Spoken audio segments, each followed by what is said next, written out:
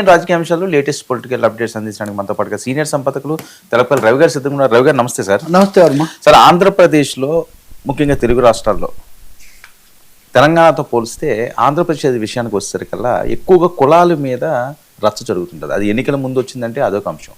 అసలు ఎన్నికలు 3.5 ఏళ్ళు ఉండగానే ఎలక్షన్ రిజల్ట్ వచ్చిన వెంటనే స్టార్ట్ చేస్తారు. అసలు ఏంటి కులాల అనే అంశం అన్నది ఆజ్యం పోస్తున్నది ఎవరు? దీని పర్యవసానాలు ఏంటి?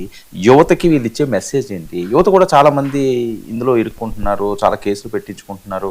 వాళ్ళకి తెలియని తత్వంతో దూకుడుగా ముందుకెళ్ళడం కూడా సమాజానికి మంచిది కాదండి.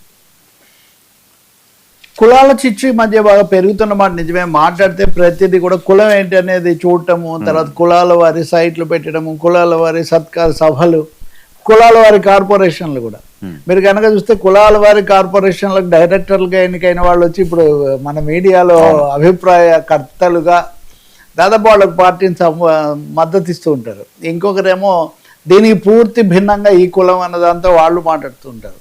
సో వైసీపీ టీడీపీల మధ్య ఇప్పుడు సాగుతున్నటువంటి రాజకీయ వైరం అన్నది అది కుల సంఘ రెండు కులాల మధ్యలో సమస్యలాగా మారడం అన్నది స్పష్టంగా పెంచుతున్నారు దాన్ని. ఇంకా అది లాస్ట్ రిసార్ట్ అన్నట్టుగా ఇంకేది అంటే తప్పకుండా మనం ఆధారపడదగిన వాళ్ళు వీళ్ళని. నిజానికి అది కూడా ఏం లేదు.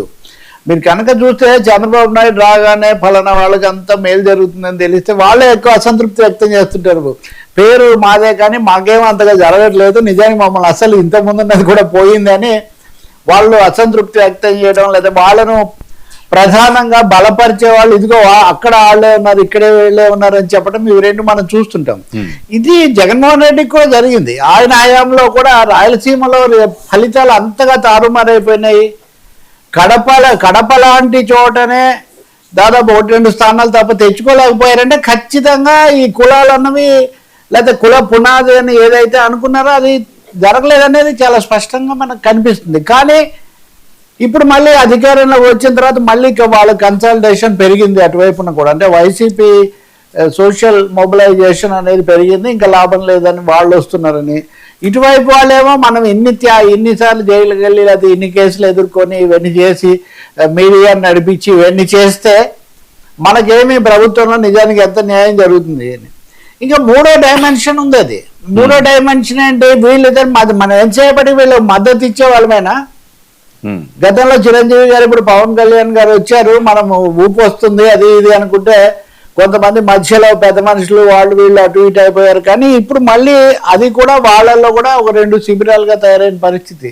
మీరు ఇవి అన్ని చోట్ల కాదు కానీ ఈ క్యాస్ట్ కన్సల్టేషన్స్, క్యాస్ట్ గ్రూప్స్ బలంగా ఉండేటటువంటి గోదావరి జిల్లాల్లో లేదా రాయలసీమలో అనంతపురం జిల్లా లాంటి చోట ఇది మీరు బలంగా చూస్తారు. కడప లాంటి చోట వాళ్ళే 2 వైపుల నుంచి పోటాడుకుంటూ ఉంటారు. కానీ ఇంకొన్ని జిల్లాల్లో చూస్తే ఈక్వేషన్స్ తేడాగా ఉన్న చోట కనుక చూస్తే ఈ శిబిరాలుగా ఏర్పడటం, దాడులు ఇవన్నీ వాళ్ళ మీద కేంద్రీకరించడం ఏ విషయం తీసుకోండి. ఇప్పుడు మీరు మదనపల్లి అన్నమయ్య జిల్లాకు హెడ్ క్వార్టర్ మార్చడం అనేది తీసుకోండి. మళ్ళీ అక్కడ ఇదే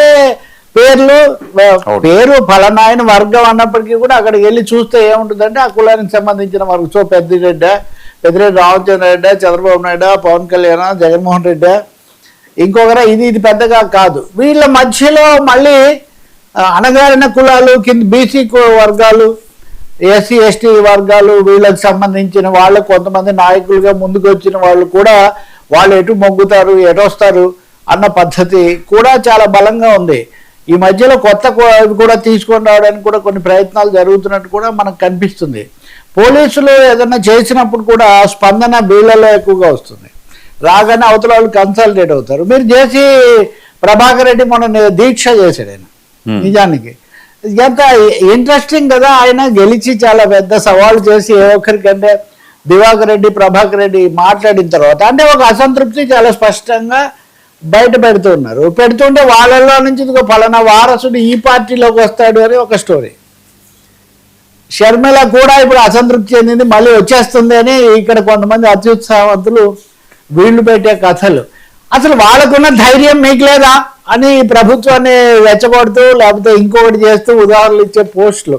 సో కాబట్టి ఈ కులము అనే ఒక జాడ్యము, కులపరమైన పోటీ తీసుకొచ్చిన తర్వాత దీనికి ముగింపు లేదనిపిస్తుంది. కొంతమంది ఏమో కార్డుగా వాడతారు రాజకీయంగా లబ్ధి పొందడానికి. నిజంగా చూస్తే కేవలం కులాన్ని బట్టి ఏం జరగదు, ఆర్థిక రాజకీయ పలుకుబడి బట్టి జరుగుతుంటుంది. కానీ ఆ విషయంలో చంద్రబాబు నాయుడు మరీ అతి జాగ్రత్తగా ఉన్నాడు. తన మీద ఎక్కడ ముద్ర వస్తుందో అని చెప్పి ఇవ్వాల్సిన న్యాయమైన చోట కూడా అవకాశాలు ఇవ్వాల్సినవి ఇవ్వకుండా చేస్తున్నారని, అది ఒక సమస్య. సో అంతర్గత సమస్యలు. ఇప్పుడు దీపక్ రెడ్డి నిన్న మీ స్టూడియోలో, మన స్టూడియోలో మీతో మీ డిబేట్ లో పాల్గొంటున్నట్టున్నారు కదా. ఇప్పుడు ఈ 3 సార్లు దీపక్ రెడ్డిని సమస్యల్లో, అది ఇండిగో సమస్య, మళ్ళీ మొన్న ఇంకొక సమస్య, వీటి అన్నింటిలో కొంచెం చేశారు. కానీ ఆయన నిన్న కూడా మళ్ళీ దాదాపు అంతే తీవ్రంగా, ఒక విధంగా ఇప్పుడున్న వ్యవహారాల్లో సరళి మీదుగా కొంత అసంతృప్తిగా మాట్లాడుతున్నారు. ఇవన్నీ ఏమి యాదృచ్ఛికం కాదు కదా. నాకు 14 నెలల నుంచి జీతం ఇవ్వలేదు, ఐఏఎస్లు పూర్తిగా కలెక్టర్ల గుప్పిట్లో ఇదంతా చిక్కుకుపోయింది అని.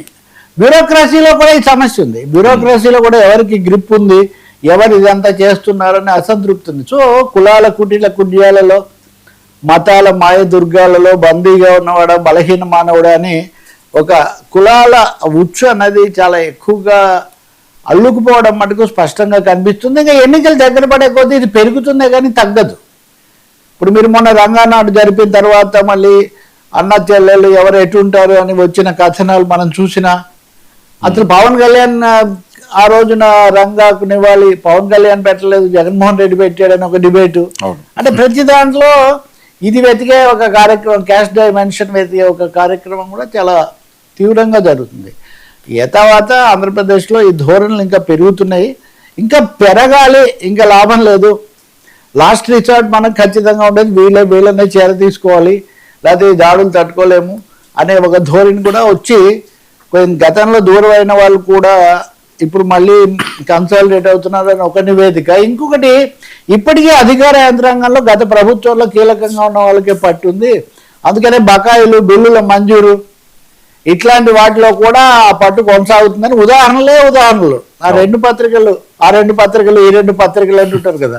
మీరు కనుక చూస్తే ఏ రోజు ఎన్ని బిల్లులు మంజూరైనాయి, ఎవరికి చెందినవి అనే ఒక వివరాలు మీరు అది తిరుపతి కొండ దగ్గర నుంచి ఇక్కడ కనకదుర్గమ్మ కొండ వరకు ఎక్కడా మినహాయింపులు లేకుండా ఇవే రాజకీయాలు నడుస్తున్నాయి. మరి వీటి నుంచి సమస్యలకు వైపు ఎప్పుడు వస్తారు?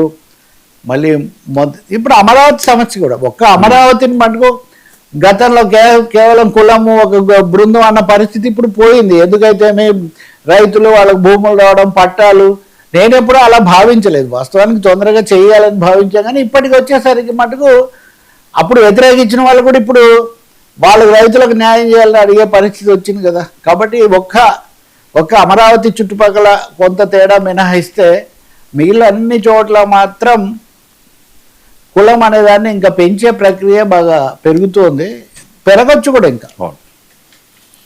సార్, జగన్మోహన్ రెడ్డి గారు ముందున్న లక్ష్యం, ఎందుకంటే 2019 నుంచి 24 వరకు కూడా 151 సీట్లు ఉండి ఇంకా తర్వాత నుంచి 11కి రావడం, సరే పుంజుకోవడానికి ఆయన చేయాల్సిన మార్గాలు ఏంటి? ఇలా 15 సంవత్సరాలు అంటున్నారు, ఎట్టి పరిస్థితుల్లో జగన్ రానివని అంటున్నారు. మరొక వైపు అభివృద్ధి అనేది అద్భుతంగా జరుగుతుందని ఒక పక్క పవన్ కళ్యాణ్ గారు,